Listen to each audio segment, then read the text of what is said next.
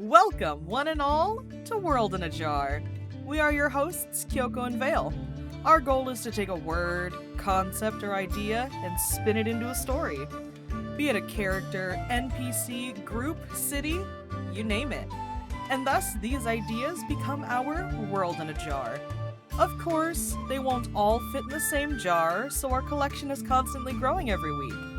With many spices to choose from, locations, genres, heroes, villains, and tropes, we hope to give you a jar filled with fun and interesting concepts.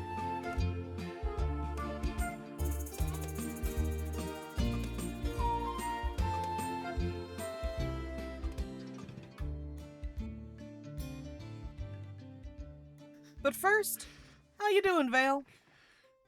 I am doing good as good can be. Nice. How are you doing? I'm pretty good. I had work today, picked up some prescriptions. It was pretty chill.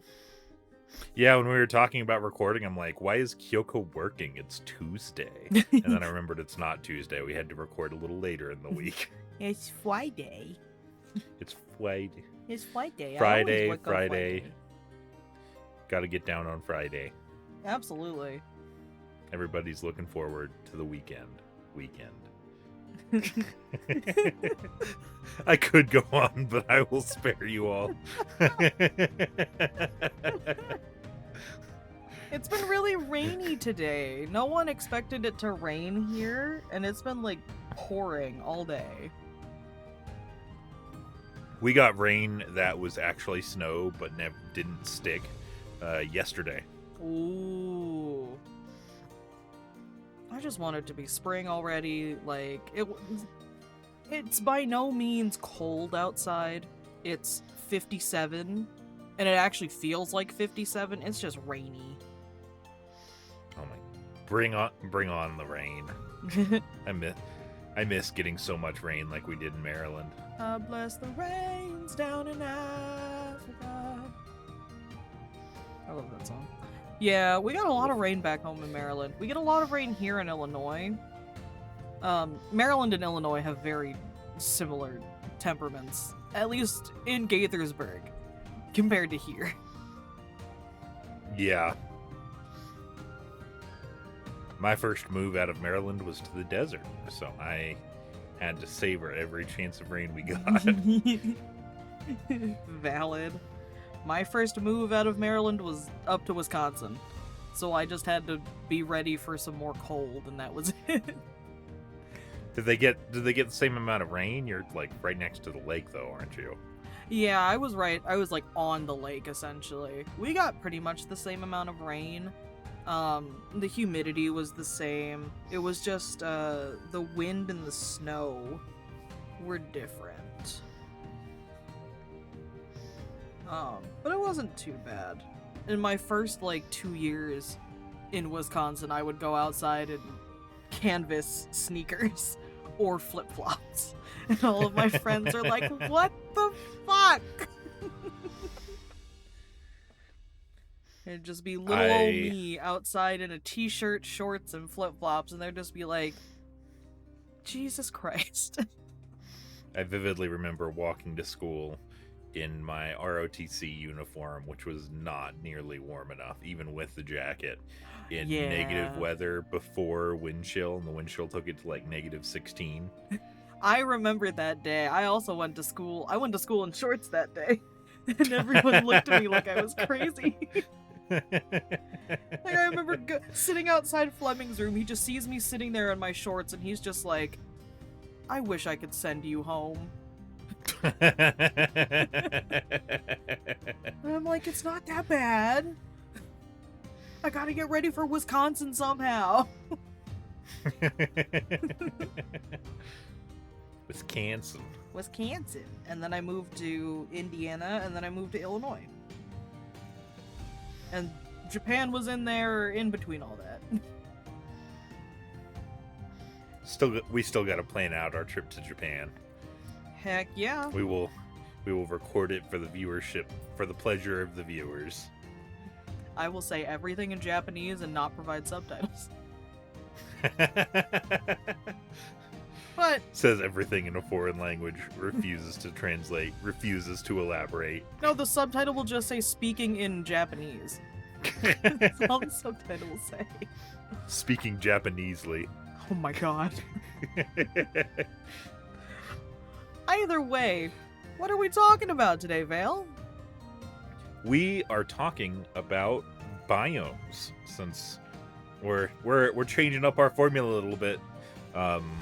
We're gonna be designing like set pieces for the world, and it's gonna start with a biome we've chosen. It's gonna be the swamp. Everyone loves a good old swamp. Unless you're playing Dark Souls. What are you doing in my swamp? What are you?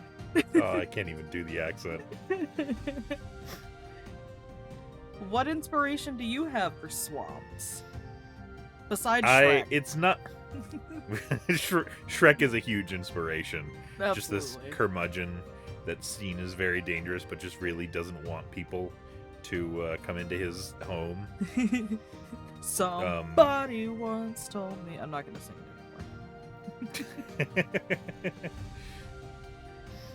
But it's not like a strict media inspiration for me. It's just like an idea that I love, which is catfish merfolk. Ooh. Just these merfolk of the swamp. Because normally you think of merfolk and they're like in the sea and they're drowning people. These merfolk are a little bit more involved. They're luring people and then, also drowning. They could also drown them. It's just a little more hands-on. Yeah. And so I just love the idea of atypical merfolk being in places that you don't normally expect merfolk to be. Like my biggest favorite merfolk is the crab merfolk. They don't swim, they scuttle. They use their propeller legs. No, that, like, the idea of atypical merfolk is always something that's, like, super cool to me. Or even just, like, merfolk that aren't just, like, you know, person with generic fishtail. I like the idea of merfolk that are, like, specific fish. Like you said, the catfish merfolk. My personal favorite, besides wobbegong, besides shark folk, beta fish, like a beta merfolk would be super fucking funny, because all beta fish want to do when they see each other is fist fight. Like, fight and kill each other. It's so funny. Like, you get 2 male beta fish in one tank, they will kill each other. So just, like, I love the idea of just, like, these beautiful, like, beta fish merfolk. All they want to do is murder. Yeah. Like, it's so good. But catfish would be super cool. I do also love the wobbegong merfolk, where it's just like this really flat person.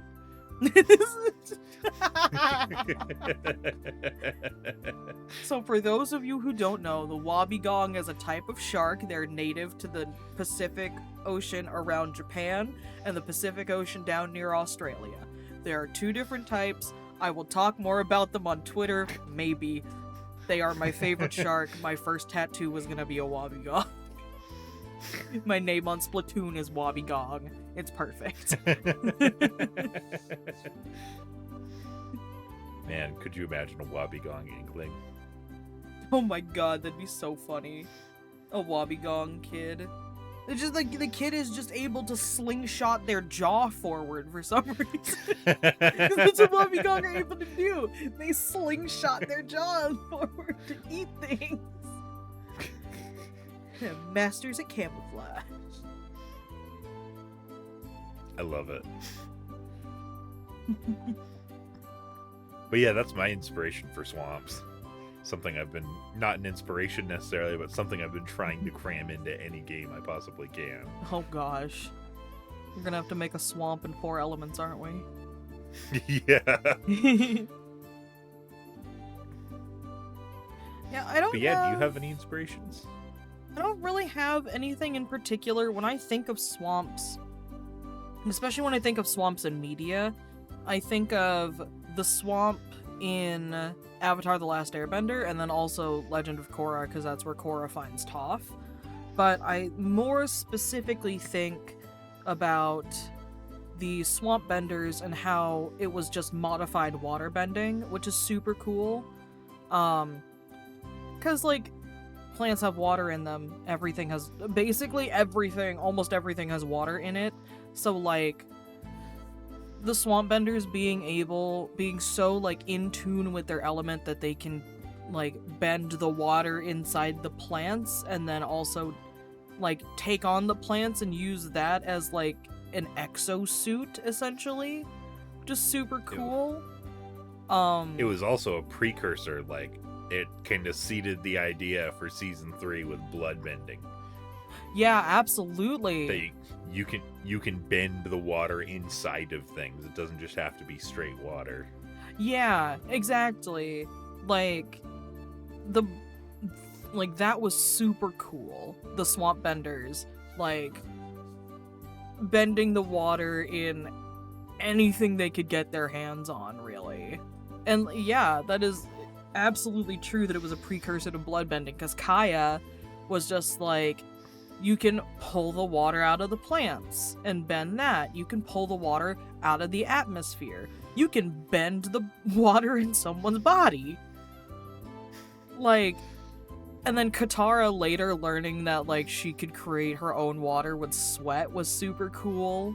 It's like, oh yeah, really good precursor to Katara, like, upgrading her water bending.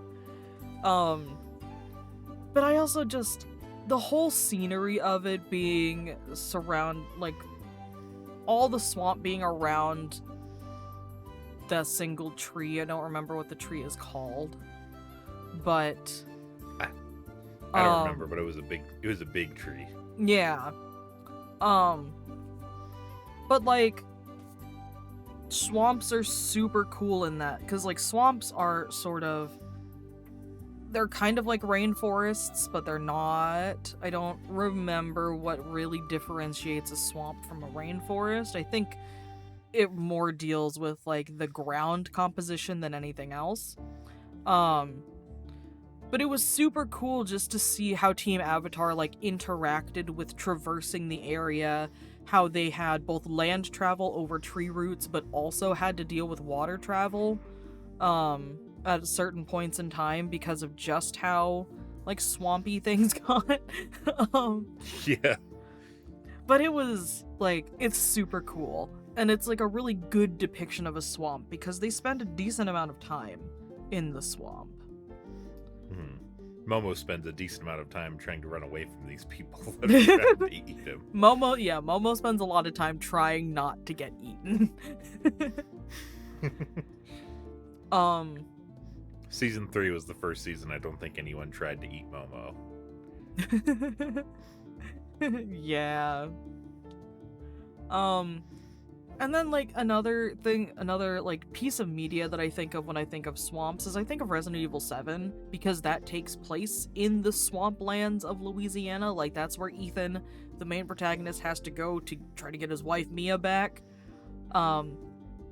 And there aren't a lot of sections that really, like, focus on the swamp. There's a section towards the end of the game where you traverse through some swampland.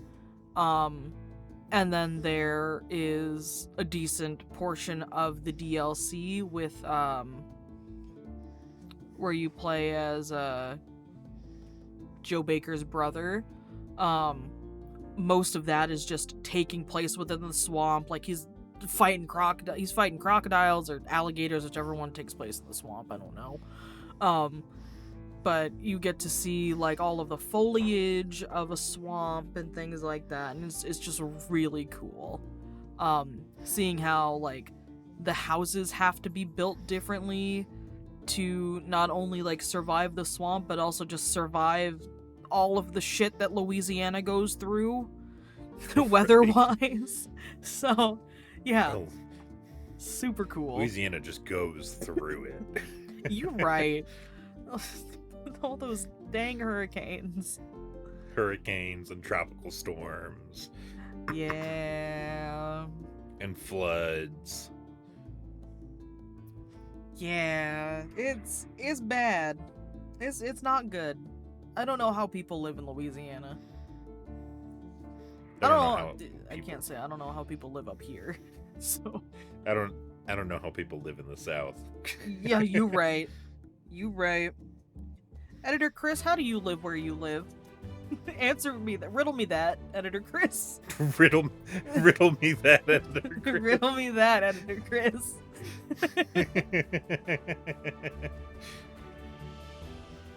But yes, Chris, edit so on in your answer to Kyoko's question on an overlay, but do not let it be voiced.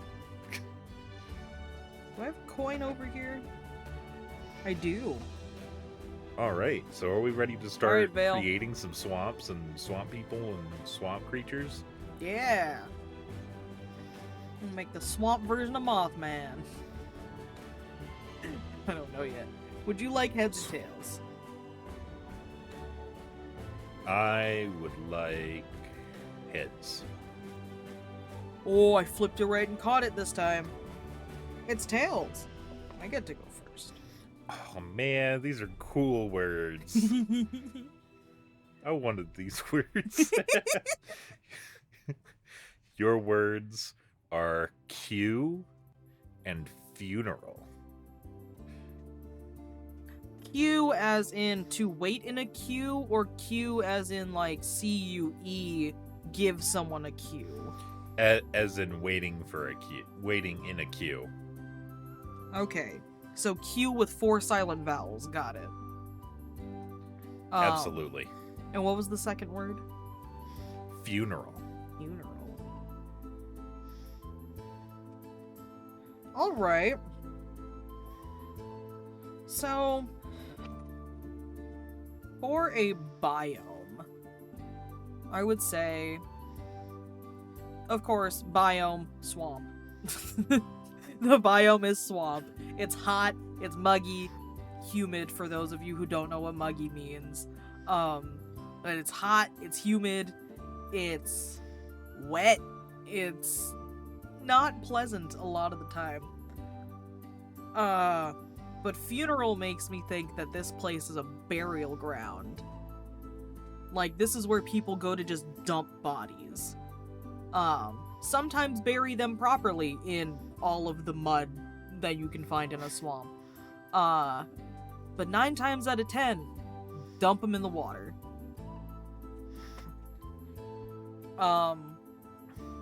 Q is interesting, cause it's, like, when I think of queue, I think of waiting in a queue.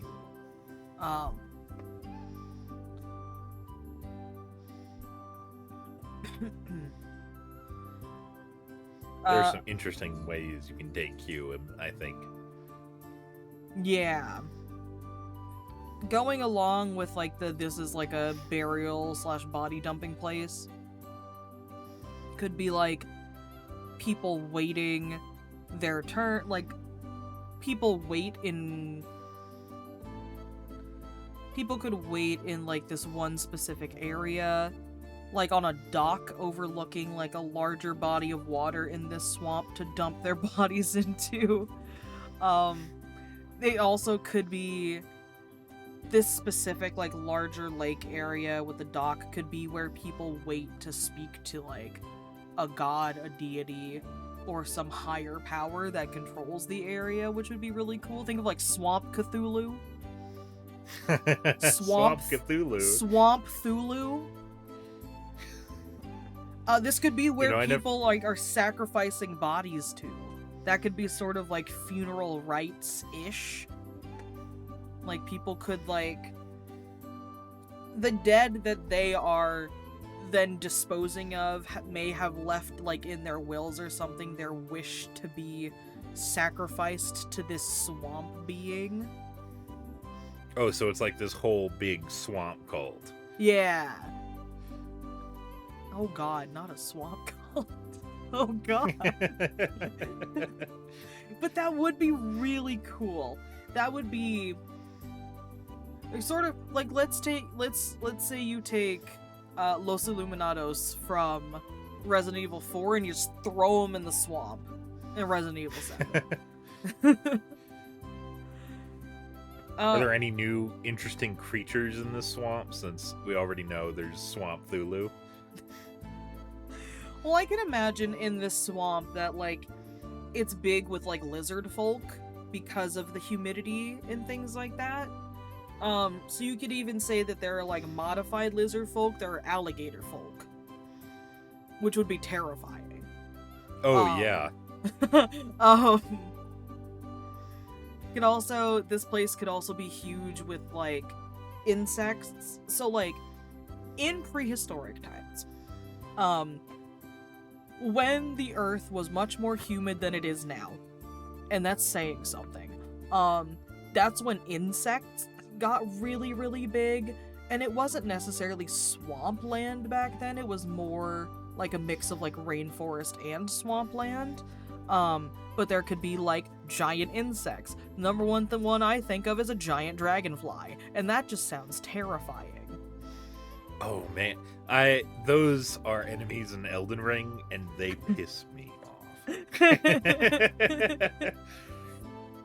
They're so hard to kill because they'll, like, attack you and then immediately zip, like, 10 feet away from you. Oh yeah.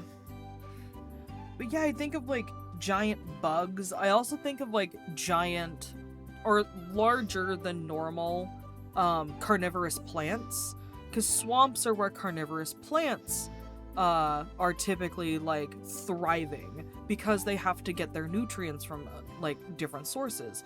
So, like, giant pitcher plants that could act as traps in some parts of the area, or giant Venus flytraps, or they're even bigger to catch big dragonflies. Big dragonflies could catch a humanoid-shaped something or something. And I think trolls are also famous for living in swamps. Yeah. Trolls are kind of terrifying to face. Yeah, trolls could even do, like, different, like, merfolk adjacent or, like, amphibious creatures that could live, like, in the same waters or similar waters as Swamp Cthulhu. So, like, froghemoth. There could be, like, a froghemoth or two somewhere. Or just, like, other terrifying frogs. Really, like, animals that thrive in hot, wet environments are really good for swamps, especially if they are, like, semi-aquatic. But yeah, so you have, like, this swamp cult sacrificing their dead in sort of, like, funeral rites sort of things to Swamp Cthulhu, while also surviving around terrifying giant like humanoid crocodiles or humanoid alligators and giant bugs and giant carnivorous plants. It seems like we described enough creatures in this to describe, like, an entire food chain of the ecosystem. So are the gator lizard folk, are they part of the swamp cult, or how do they feel about the swamp cult? I say, because there are two different avenues you can go with that. You can go that they make up, like, a good basis of the swamp cult, or they could make up, like, the lackeys of the swamp cult. Like, they could be, like, intellectually inferior to, like, the humans or whatever races leading the swamp cult, so they could be, like, the lower echelon of the swamp cult, being the ones to do the dirty work. Or it could be there is, like, a gathering. What is a gathering of alligators called? Going to Google right gathering now. A congregation of alligators. There could be a congregation or two of alligators that are, like, I mean, against the swamp cult.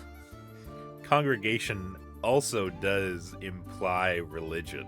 It does, which is funny. But yeah, a group of alligators is actually called a congregation, which is funny. So there's the congregation of the ones worshiping Swamp Thulu, yeah. and then there's the anti-congregation congregation. Yeah, absolutely. It could be something like that. You can go really either way. It all depends on what you want to do, whether you want these, like, crocodilian people to be, like, used and, like, utilized by the swamp cult, or if you want them to, like, have their own, like, be the swamp cult, or be against the swamp cult. Yeah, there's a lot of ways you can spin it. Yeah. Sorry, my What's swamp? Really excited about the swamp cult. What is Swamp Thulu's motivation? Is it just an unknowable, like, great old one, or does it have some ambition in the world? My first thought was sort of just something like the great old one, almost. Or it could even just be like a lesser god trying to gain more power. Because, you know, with a lot of the time when you think of gods, it's like followers and worship equal power. So the more followers, the more people that worship them, the more power this god might have. So it could be like this god is sort of like, my brain said an upstart god. Yeah, just getting their feet under them. And they're like vying for more power. So they're like, oh, like, let me be like big and terrifying and like have these people worship me. And the more they sacrifice to me, the more that they feed me, the more powerful I get.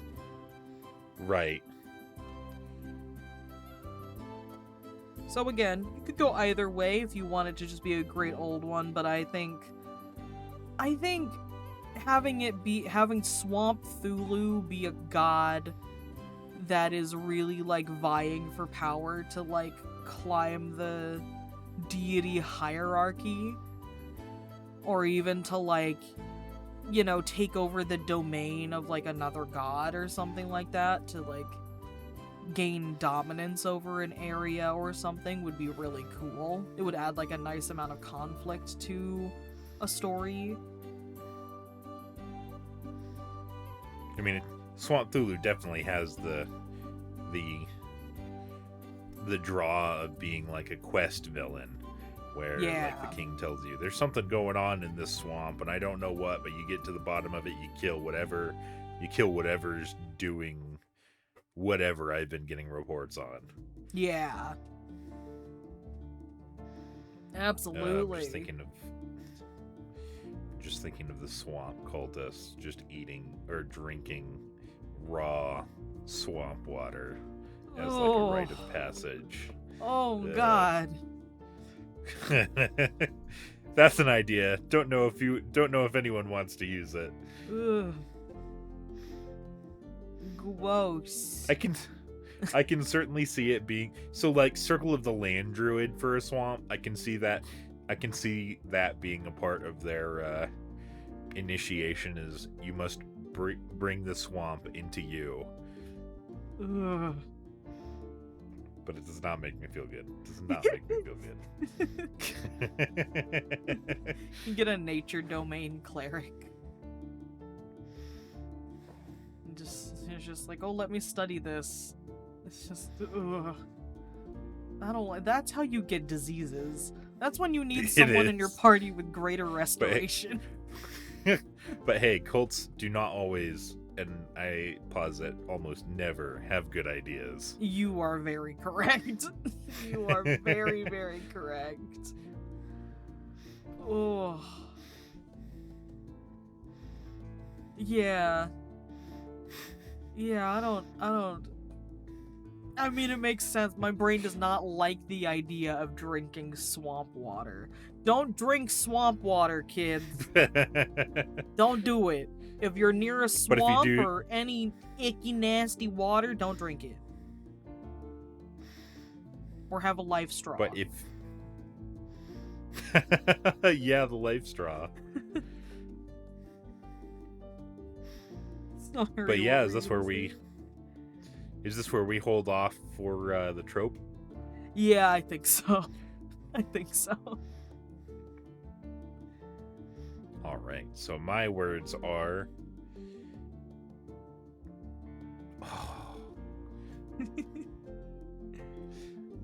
My word is so similar to yours. Oh, man. But then one word's so different. I mean, I don't know if I can use these words because I'm only thinking of such similar concepts to you. You're only my thinking words- of Swamp Cthulhu. My words are grief and neighborhood. Oh. So, like, one, again, ties to death for your word with funeral. And then neighborhood, I mean, like, what is a neighborhood but a cult? What is a neighborhood but a queue of houses? Right. I re-rolled it. I kind of like the new words a lot better. Go for it. I feel like Go I for might the be. new one. I feel like I might be cheating a little bit. That's okay. We But make the rules maybe here. Maybe I'll incorporate grief and neighborhood into it too. Vale, we make the rules here. My It's fine. my new words. My new words are formation, and again, Q. What is a neighborhood but a queue of houses? What is a neighborhood but a formation of queues of houses? What is a formation but a queue? What is a neighborhood but a formation? And what is a formation but a queue? Oh my god. It's queues all the That way makes- down. That makes me think of that meme. I think it came from Dragon Ball or from the Dragon Ball fan base, where it's like, what is a king to a god? What is a god to a non-believer? Yes. Yes. And then my second word is professor. Ooh. So formation and professor. So I'm thinking,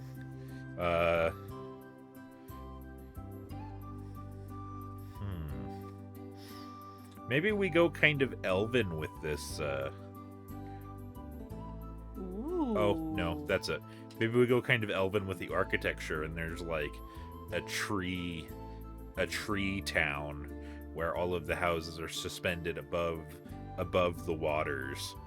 Mhm. And they are, there's this elven town, or perhaps a couple elven towns in this vast swamp, that form, orderly neighborhoods.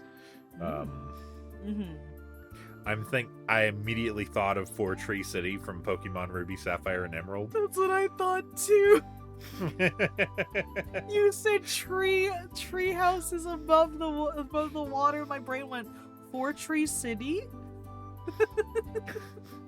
I've got that theme stuck in my head now. Where's Winona?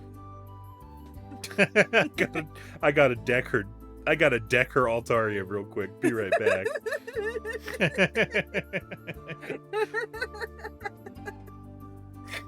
Fucking ice beamer Altaria real quick. Oh my god. Oh, speaking of Ice Beam, maybe the professor.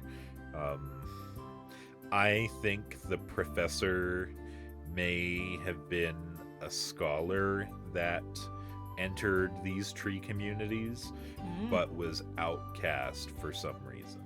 And so Ice Beam is definitely like a wizard, like Frostbite and Ray of Frost, both in the wizard spell kit. Yeah. So this guy has Ice Beam to deck some Winona ass elves.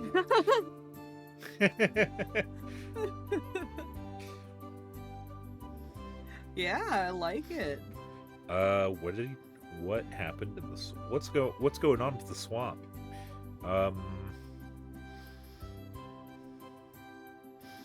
I think the professor just came to these cities to study the ecosystem of the swamp. There's, of course, again, a lot of magical creatures in the swamp, trolls, frog hemoths. But there might also be rare flowers and herbs that might be cultivated.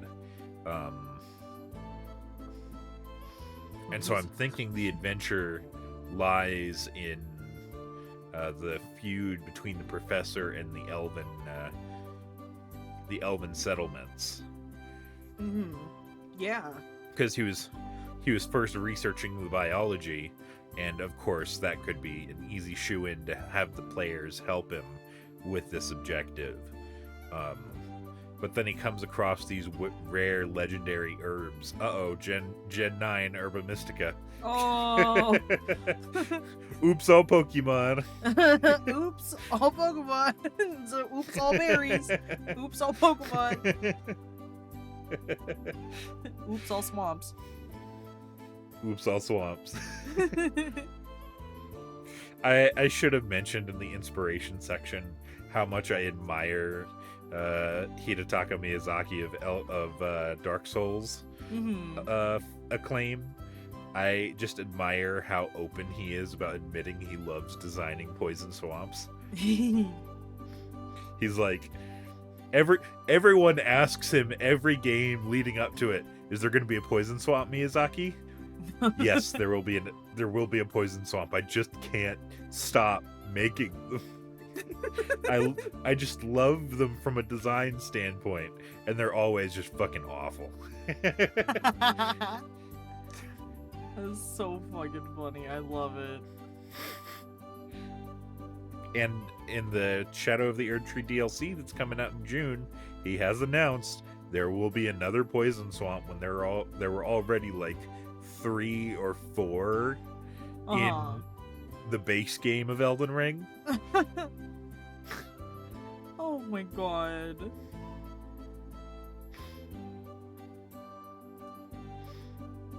So that tangent all the way down. Mark your bingo cards. And so this professor, in the adventures with the PCs that he needs protection from all of the wildlife of the swamp, discovers rare herbs that were thought to be extinct that only grow in very specific conditions. Yeah. And I'm thinking that's the object of his study, but it also puts him into conflict with the elven settlements because it's a very religious artifact for them. It's very precious to them. And it's almost like, maybe it's a little bit like the were they flowers in Black Panther? I haven't seen Black Panther, so I don't know. There was, I believe it was a flower that the king of Wakanda would consume to gain supernatural strength and agility.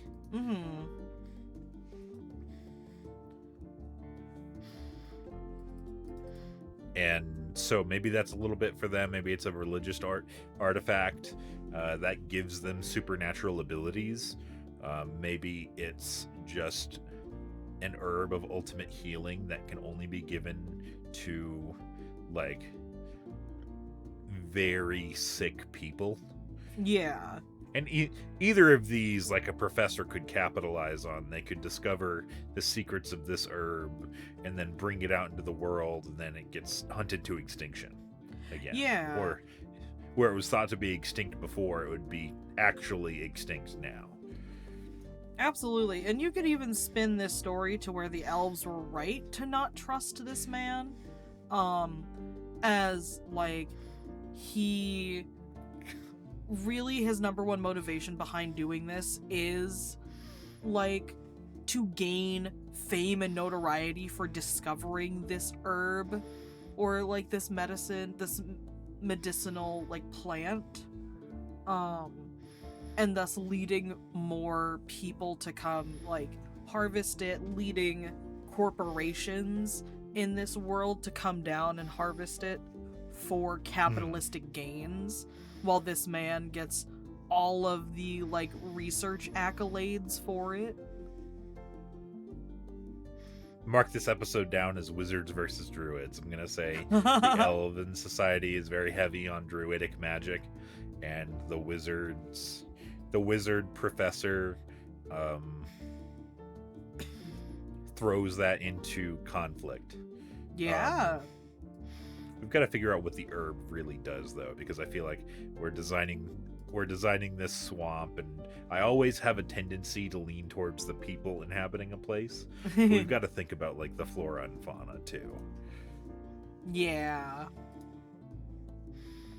Maybe I could expand on that in the trope, though. Yeah, I say wait for the trope to expand on that. Because the trope could give you some good inspiration for it. Yeah, like when I just opened up TV tropes and found the first page was Pals with Jesus. Swamp Cthulhu is Jesus. Mark it down, folks.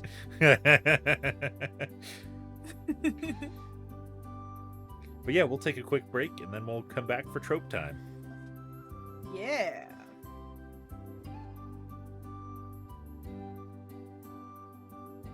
And we're back. Woo! Trope time. It's trope time. Yeah. Who's going first? Do you want heads or tails? I will take tails. Oh, it's tails.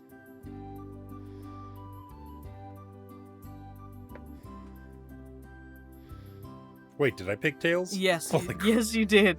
I did not remember. Here on World in a Jar, ADHD runs rampant.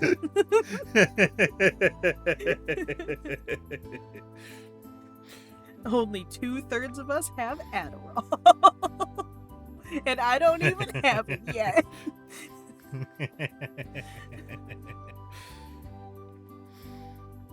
Looks like my trope is 10-minute retirement.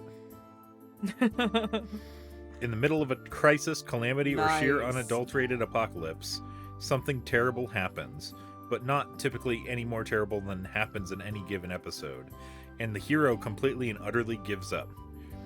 Common lines that go with the phenomenon are, "I'm too old for this, I can't do it, there's nothing I can do, the best thing to do is to get out of here, or somebody else can." After some kind of epiphany, often accompanied by a "no more holding back" speech, the character comes out of retirement and announces that they are back on the job, typically followed by the show's equivalent of a foe tossing charge. So I feel like I can spin this in my swamp story, where it kind of doesn't conform to the trope 100%, but I think the professor discovers the secret of these herbs, and he's like, I can retire knowing this information now, or something like that. Yeah. I've gotten my great discovery, and now I can retire and live a life of ease by the sea. And then 15 minutes later, like, the King's Guard shows up and starts trying to steal all the resources of this place. Uh-oh. Is this an allegory for oil? It's an allegory for American healthcare.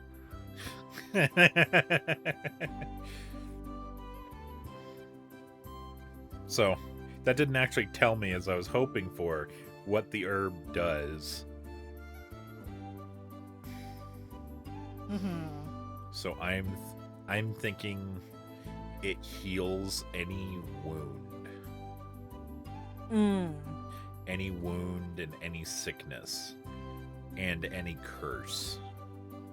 Yeah, those three things are great. It essentially does like greater restoration plus cure wounds. Yeah. So like your arm's cut off, but then you drink a tea made with this flower, and then oh my god, it can and then cast your arm grows regenerate. back overnight. Holy shit. Put every bard out of business. Put every bard and cleric out of business. But like I said, it's a rare resource that they don't largely cultivate. It's often a mission, like, your brother's dying of this weird plague. He drank the swamp water and Swamp Cthulhu is out to get him. You need to find this herb somewhere in the swamp and remove this curse. It's kind of that, like, clandestine hero's quest kind of herb to find. Yeah. So it's exceptionally rare, and then with people bent on trying to take this resource for themselves, oh my gosh, this is just like your 3-parter villain. Oh my god, yeah. I'm gonna mine these resources to extinction. Oh my gosh, it's perfect. It's the swamp version. I feel like this might be going on a bingo card soon. Is reaping resources to extinction. We have 2 brain cells, and I got the brain cell that was a couple episodes ago. We have 2 brain cells, and most of the time they go at Editor Chris. He really needs them to pick up where we leave off. Yeah. Thank you, Chris. Thank you, Chris. But yeah, I like it. Like, the professor is what puts, like, the biome in, like, a bad situation from his research. He's just like, oh, I'm gonna retire. I've done all of my research. I'm accredited by my university. It's perfectly fine. I'm rich now. And then he has to come out of retirement like 2 seconds later to find all of these flowers. Yeah. He's just like, yeah, I'll take them. I'll take the fiefdom to be able to say I found and reaped this resource. Exactly. And so they're trying to find a way to mass produce this flower, but I think it really only happens in this slightly magical swamp. Mm-hmm. And I also had an idea just now of the boss fight when you find this flower, where you get the boss below a certain health. Yeah. It kind of runs off over to the flower and then eats the flower, and then, like, all of its wounds heal. Yeah. It's all Titan Pokemon style. It's like, my brain equates it sort of like to Herba Mystica, but also equates it to the flower in Tangled, the Sundrop flower. Yeah. Which that's always something that I've absolutely loved. Tangled is one of my favorite movies. I've seen it like 500 times. Because I used to just put it on in the background after school every day. You were a Tangled kid, and then those younger than us are Frozen kids. Yeah. All of my nieces and nephews are Frozen kids. I actually think I was the first year of Frozen kids, because I did watch that movie quite a bit, but only for my younger siblings. Your younger siblings are Frozen kids. Yeah, my younger siblings are Frozen kids, but they dragged me along with them.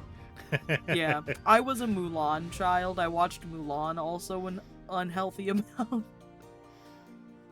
I was an Aladdin child. Valid. But yeah, I really like that. It adds, like, it gives the professor something else to do. It gives them, like, another role in the story, which is cool.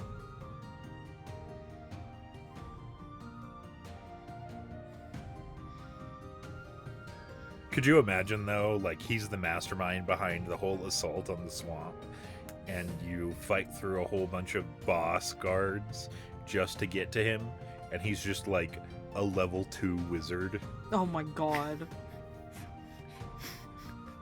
I really do love, like, the climax of a really hard boss, and then realizing you have to actually kill the leader, Mm-hmm. and then the leader's just an entire pushover. Yeah. It really gives the players something to relish. They're like, I hit him with the 24 to AC, and you're like, he has a 12 AC. He forgot to put on mage armor. He has a 10 AC. He's a wizard. What do you expect? You didn't give him time to cast mage armor, which would have only given him a 15.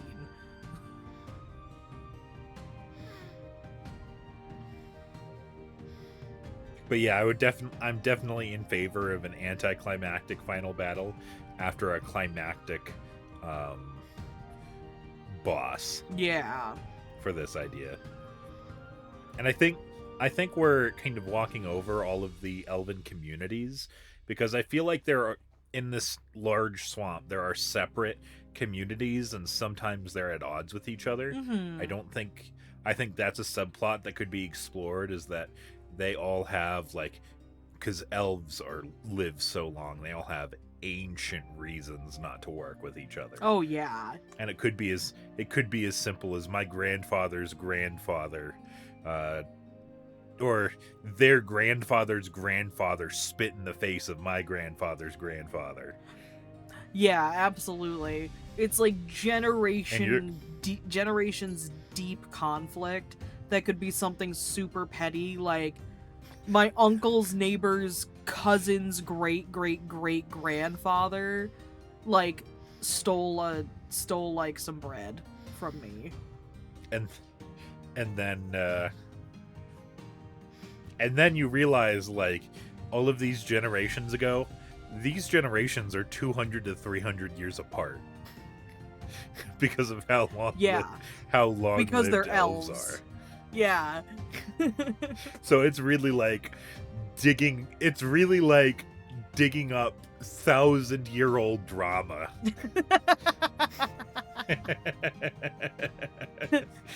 What's the tea? Oh, your family did that to me. Sir, this tea is frozen. This tea has been here for so long it's frozen. Absolutely.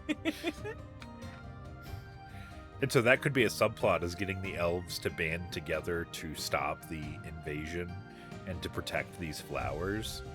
Yeah, absolutely. Like, the party could be tasked with getting these communities of elves to work together to not only, like, protect these flowers, but also stop the Inquisition from happening. Yeah.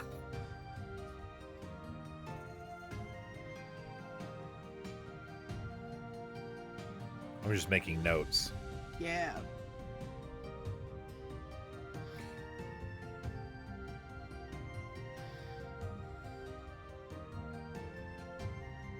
Oh no, I know what this is. What? This is the other Avatar, isn't it? The blue people Avatar. Damn it, James Cameron, you've done it to me. You got me. Oh my god, you've been got. You got. Oops, I got James Cameron. Oops, all James Cameron. I'm like, now we got to make a 3-hour session, but 3-hour sessions are pretty normal. So True. like, we got to make a 12-hour session to explain all of this stuff going on. Oh god, as the note keeper, I say no thank you.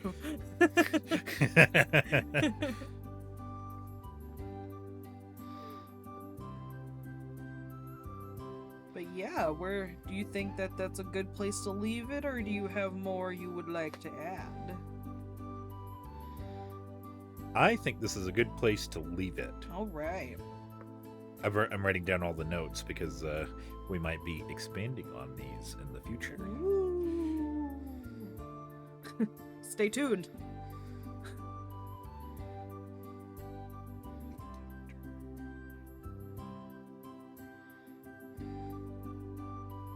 All right. So your trope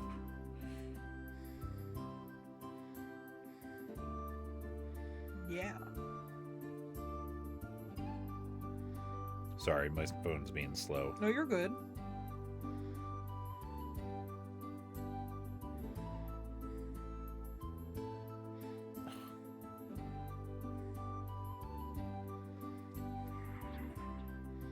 I don't know if you can make this one work. It's called So Proud of You.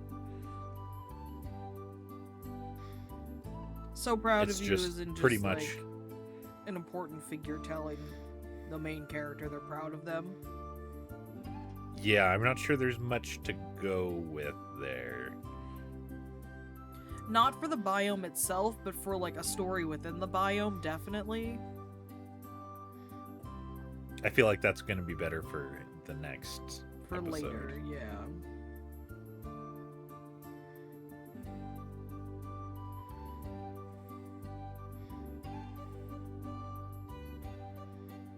The next one I rolled was Matriarchy. Oh, I can work with that. That seems a lot easier to work with. Absolutely. Let me just do some biology searching real quick.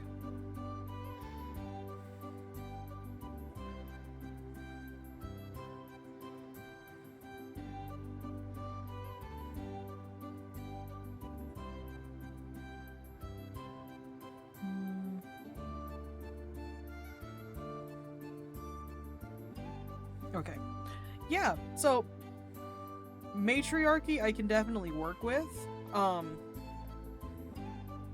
Could have it be that the cult is mainly like a matriarchal sort of cult. Like the leaders are all women or like women adjacent, you know. Female presenting and or female identifying. And how many genders do crocodiles have? genders, that's up to the crocodile. Sexes, there are 2 sexes in crocodiles. There's male okay. and female. Apparently, female alligators and female crocodiles make great mothers. They take great care of their young, which is really cool. Yeah. So, yeah, that could always be something in, like, the crocodilian, like, the humanoid crocodilian groups. They could also be very much matriarchal. Or if you don't want, like, if we don't want the cult to be mainly matriarchal, who says Swamp Cthulhu can't be a woman? It's International Women's Day. Swamp Cthulhu can be whatever they want to be. Yeah. You go, Swamp Cthulhu. You go, Far for you, Swamp Cthulhu. You go, Swamp Cthulhu. But yeah, like, this is just, it's super simple, like matriarchal, or matriarchy. It's a simple trope, which is really nice, because there's already a lot here that can be worked with. And adding matriarchal to any of the societies is really good. Yeah, what is it? Yeah, so the anti-congregation congregation. I think they were the original lizard folk group before Swamp Cthulhu started causing the schism. Yeah. And so their matriarch is at odds with the cult. Oh. So it even goes so high as their rightful ruler. Oh, that would be cool. And then, like, whatever party is there can decide which group they want to help, depending on, like, what the cult might offer them, or if they want to side with a cult. And then, or if they want to, like, side and aid the opposing crocodilian group, which is cool. Mm-hmm. I feel like we could merge the ideas of, like, the crocodilian people being Swamp Cthulhu's cult or being a separate group. You can merge the 2 ideas and have, like, some of the people from the crocodilian group being sort of taken into the cult or even kidnapped by the cult and used as, like, lower level lackeys or even as sacrifices.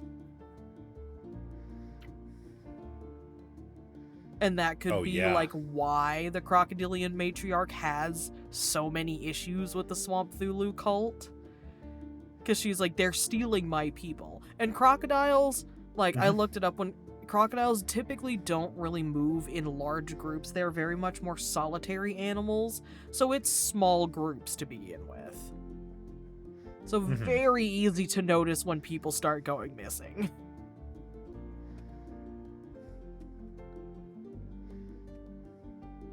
Definitely.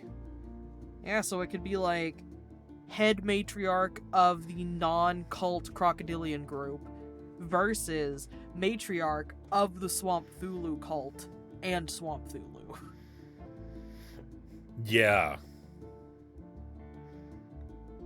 And of course, Swamp Cthulhu is some sort of eldritch being. Yeah. The threat is not going to stop in the swamp. Yeah, exactly.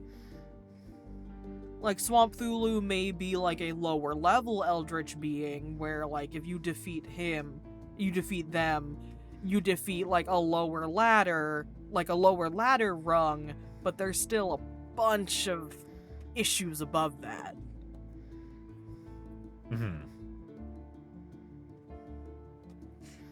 Yeah, I love that idea. Yeah, I think that's where I want to leave it, because like that leaves enough open for a story to be crafted within this, or for this to be like included in a story that already exists. Absolutely. So let me pull up the end card. Yeah, it's your turn for the outro. Yeah.